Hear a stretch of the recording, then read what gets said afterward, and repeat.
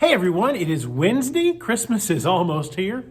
John Mason Neal was a priest in the Church of England who established several missionary works in the Madeira Islands near Africa in the early 1800s. He established an orphanage, a school for girls, a ministry to reclaim women from lives of prostitution. And one day he was reading an ancient book of Christian poetry and hymns, and he came across a poem written in Latin centuries earlier by some unknown monk or nun. It even had a musical accompaniment. Now, luckily, John Mason Neal could read Latin. Matter of fact, he knew about 20 languages. So he translated it from Latin into English, and he looked up the tune, and he first played this song in English for the people that he ministered to, the people he served, the very poor and destitute people of the Madeira Islands. But he also published it in a book of hymns, and it made its way back to England, and it eventually made it around the world. And the haunting, wonderful hymn is, O come, Emmanuel.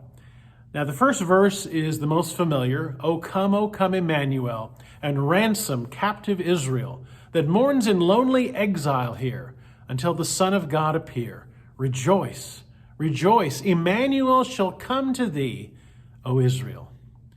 Now, remember, Emmanuel means God with us. Now, we may know that first verse, but you might not know the third verse quite as well. Here's the third verse. O come, thou dayspring from on high, and cheer us by thy drawing nigh. Disperse the gloomy clouds of night, and death's dark shadows put to flight.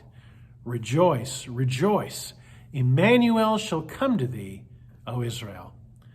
Well, we might say that this year, 2020, has had plenty of gloomy clouds, but the light of Christmas, the light of Jesus, gives us hope. Jesus gives us peace. Jesus brings us joy, and Jesus shows us love. I hope that you'll plan on worshiping with us tomorrow night, Christmas Eve. We will be posting our online Christmas Eve service at 5 o'clock on our website, on Facebook, on YouTube, and we are having our first ever outdoor Christmas Eve service under the stars in our parking lot at 6 o'clock tomorrow. We're going to have free hot chocolate and coffee serving beforehand by about 5:30.